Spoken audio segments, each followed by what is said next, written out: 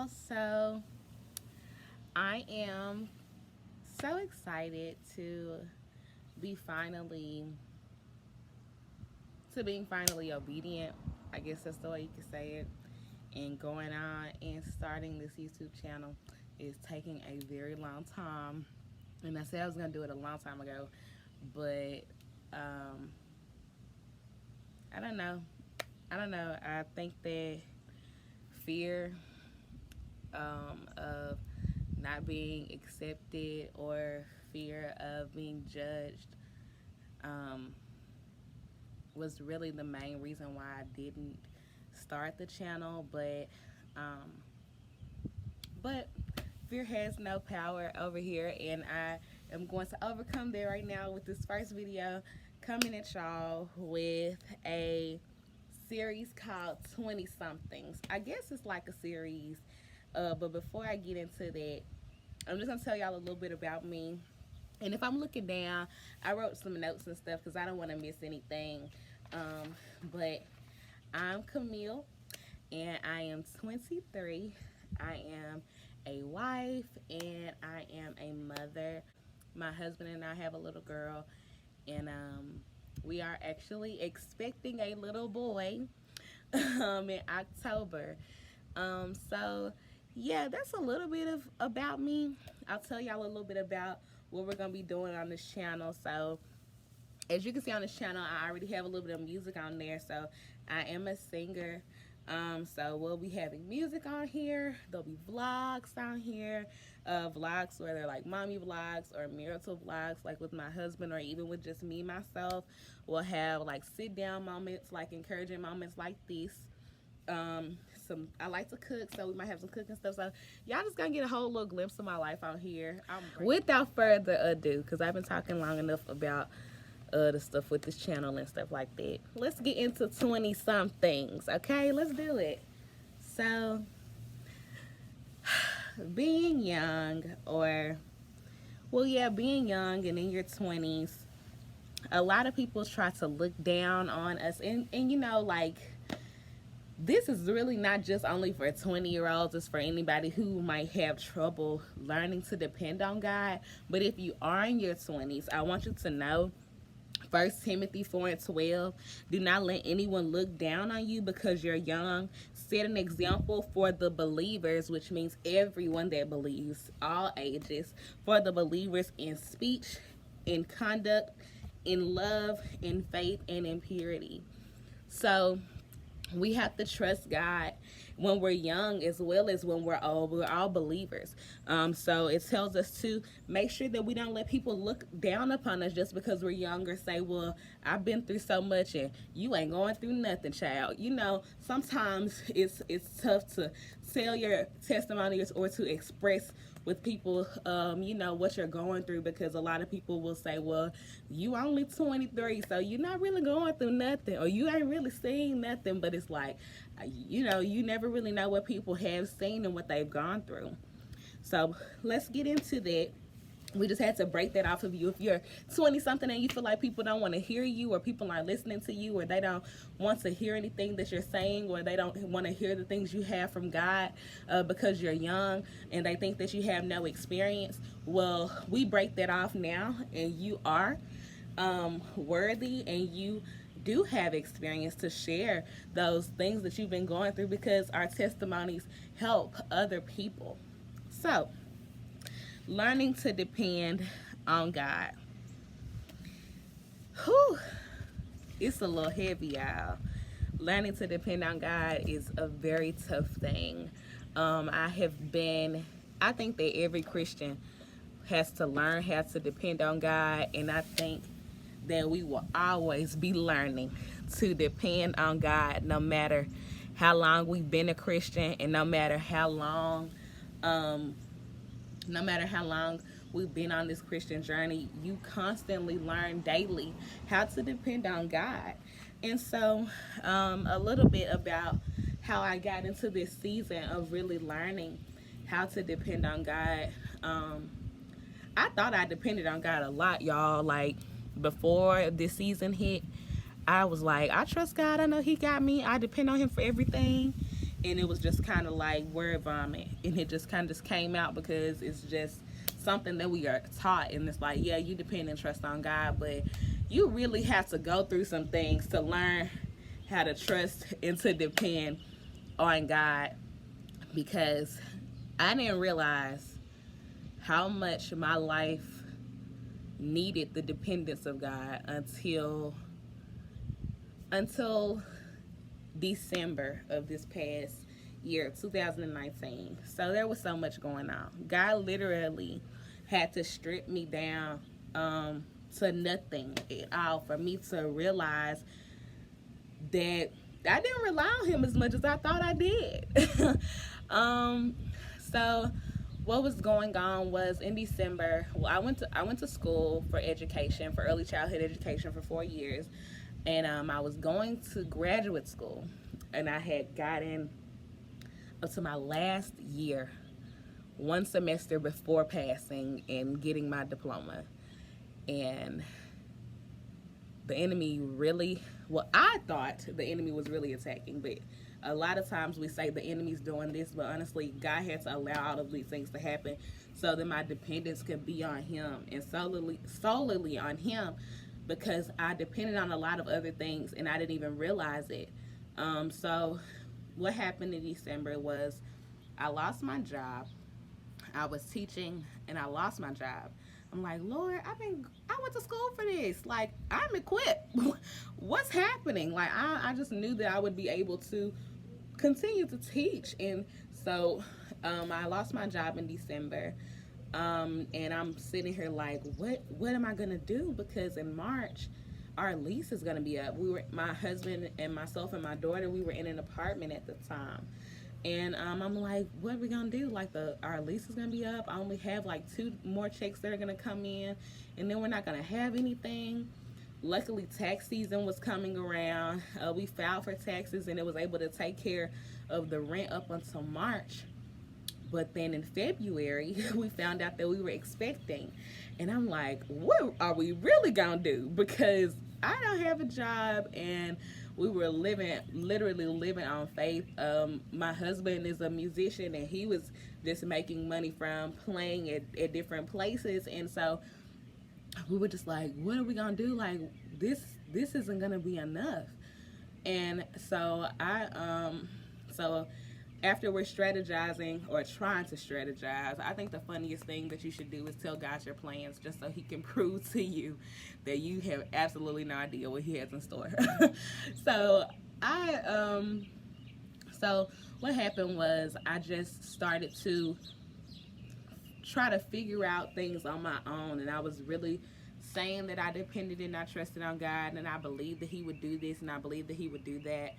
But honestly, I was like, I really don't know the outcome of this, and it's hard when you're a Christian and you go through so many things and you're like, I don't know the outcome. And when we can't see the future, we get frantic. And it's really funny because God doesn't want us to be frantic in that time. He wants us to have peace. He wants us to know that he is with us in those times. And it took me a while to understand that. And I really was not depending on him like I should have. And so, yeah, we found out that we were expecting in February, had lost my job in December. Come March, we were supposed to move out of our apartment. Didn't really know where we were going to go. Ended up, my mom allowed us to stay here, which we are still here, and we're very thankful. So we ended up moving our things out, and in mid-March, our tenant told us, well, you're going to have to pay some more money. You're going to have to pay like $900 because you all have to stay here until April. Let you know, the pandemic's going on. No one has much. Coronavirus is going rampant. Like, it's rapid. Like, it's just terrible. A lot is going on. And yeah, we're still getting news, bad news after bad news. Well, being pregnant is not bad news, but losing my job was some bad news for us. And then trying to see how we were going to make ends meet, where we were going to live, how we were going to get everything together and situated, and how we're going to come up with this money that the tenant has now said that we owed them. because we had to stay there for another month, and we just didn't know what to do. But we're thankful that tax money started to come in and help those first 3 months of the year. But then we get hit in March, and we're looking like what we're gonna do in April. And then the stimulus check came in. First thing we did was paid was pay what was due, because we had already had a lot of issues with the apartment complex that we had stayed in, and so we just wanted to get out of it. And so we paid that, and after we paid that, we ended up moving in with my mom. And it's really funny how God does things, because when we first were going to be married, God had told us, you know, you all should stay with the parent and build, so that you can move and transition into the place that I want you to be in. And we were so wanting to be in our own space. And that's the thing about being so young. You feel so pressured that people will judge you, and that you have to be in your own place by a certain time. If you're married, you don't want to feel like you're living off of someone, and all of this stuff. And it's just like, what do you really do? But God always gives us a plan. It's up to us to take that plan, do what he's saying, and see what he has for us to manifest. So I literally didn't know what we were going to do, but thankful to God that we ended up in a place where my mom is able to see her granddaughter, where we are able to continue to grow and build now financially. God even provided for me to be able to get another teaching position in this upcoming August. And it's just so awesome how God works, because we really wanted to see if even with your gifts, like we have to depend on God, even when it comes to how we use our gifts and things. Like, God told us that we needed to be writing songs, and in that time of me really going through all of the things we were going through, you know, God continued to give me songs. I have a book that has like 20 songs in it or so, or well, some in my phone and some in the book, but there are like 20 songs. And my husband started to produce things, and he started to really get into music more, and it was just so awesome how he was able to do that, and how God was just showing himself present in that time. And so there were some things that were, you know, that it was some hard times. There were some hard trials, and all in all, it showed me that I really need to trust and depend more on God. We can't depend on our job. They come and go. We can't depend on our finances. 1 minute they're here, the next they're paying bills. They're 1 minute it's here, 1 minute it's not. We have to truly depend on the only constant thing that's in our lives. And the only constant thing that's in our lives is God. And I remember really being down and sad about this thing. And I was like, Lord, I felt like Naomi from the book of Ruth. And I was like, Lord, you've forsaken me. Like, you've turned your back to me. And I remember feeling like this. I was just crying and crying, and I felt so down, and I felt like God didn't hear me, and I just felt like I was doing so much and active in ministry and doing all of these things, and I was like, Lord, but you turned your back to me, and you haven't heard anything for me. And God showed me through the things that were happening, and he posed a question in that very moment of me crying. And he was like, I've never forsaken you. And he showed me how many times I've turned my back to him. And I realized that even in the moments where I felt like God wasn't hearing me, he was always providing a way. He was always providing something for me to be able to make a way out when it seemed like there was no way of escape. He always provided a way of escape for us. I had to think about where I was, and he was like, "You're stressing out about this job. You don't feel like you're appreciated, you're underappreciated, and there are a lot of things going on, so I have somewhere better to place you." And I didn't want to believe that, but then I got a call for somewhere that is an amazing place. And it's like, God is like, I had to do these things so that I could give you what it is that you need. Like, God will show us, we'll see the future. Like God will show us the whole vision. We'll see the nice house, the amazing family. We'll see the amazing job and the things that we have desired coming to fruition, and then we'll forget that there's an in-between, and we're so quick to want to get where God is showing us, but he shows you that so that you can have faith to trust in him, and on the in-between you can trust in him even the more.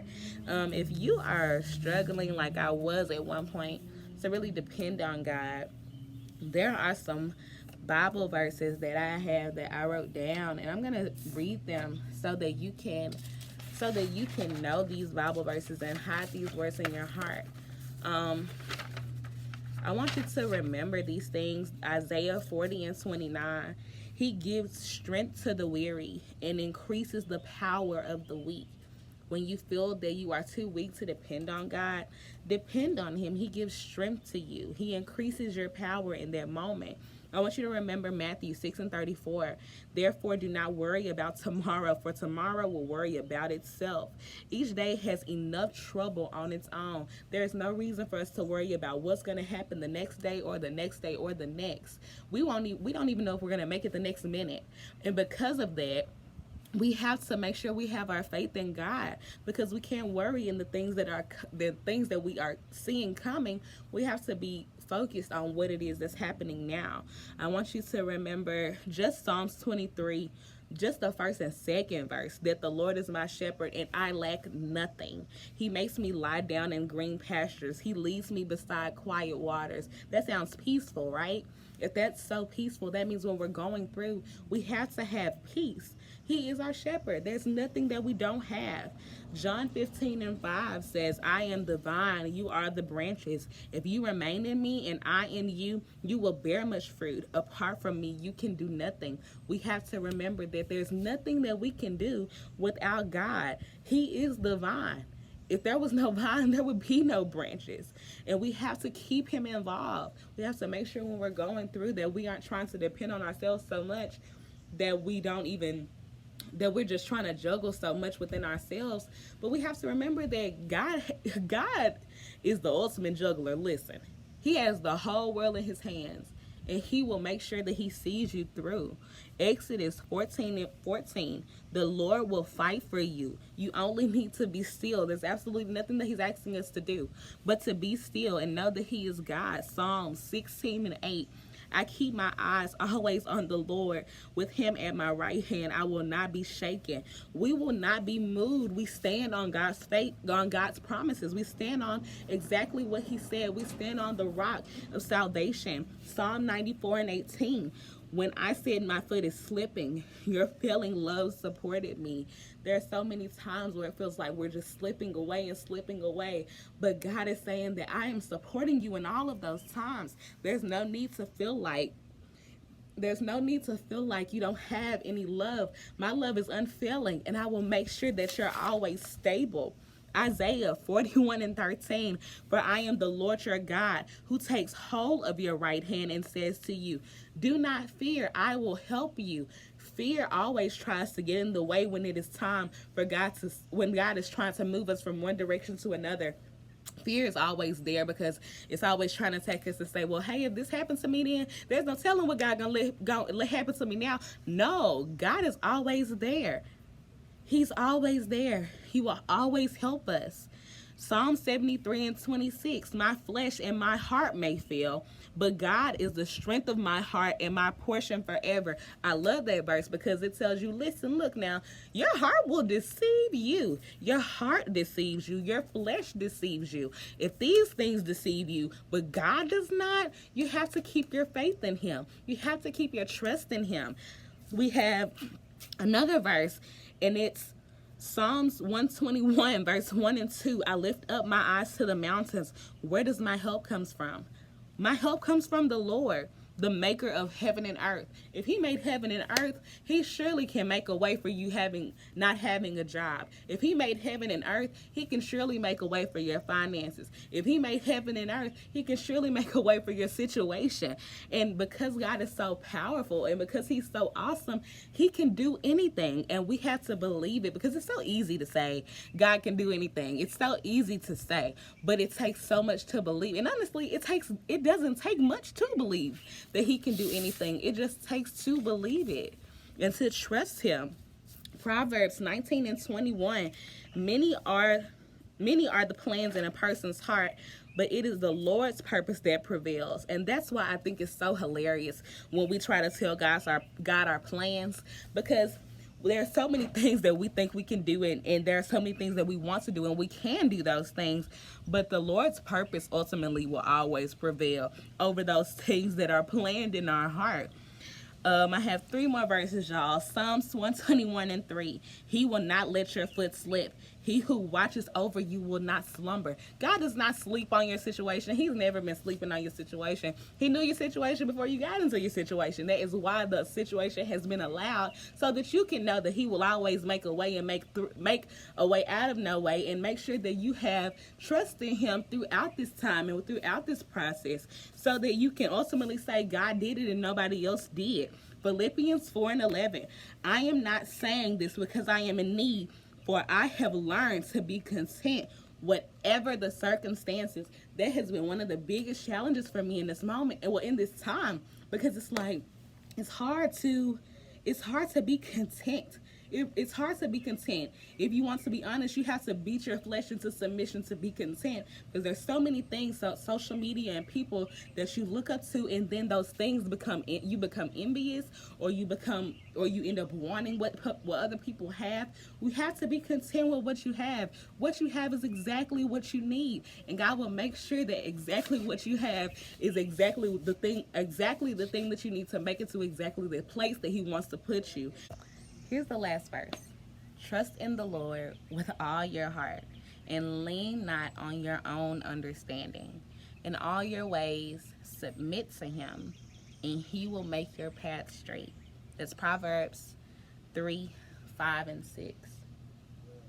That's one of the most powerful verses to me, because it doesn't say trust in the Lord with half your heart. Trust in the Lord with just a little bit. We got to trust in God with everything that we have. And when we lean on our own understanding, we're leaning on our own flesh, and we're leaning on things that we can't comprehend. So we can't lean on our own understanding, because we don't understand. God understands everything. In all our ways, we have to acknowledge him. Everything that we do, it's because of God. He makes our path straight. So if you are going through having trouble, just trust in God. If you are going through having trouble depending on the Lord, I urge you to depend on him in this time, in this season, in this pandemic, and out of this pandemic. Trust in God. He always has your back. He will never leave you nor forsake you, and he's always there for you. Just trust him, and I can't wait to see you all in the next video.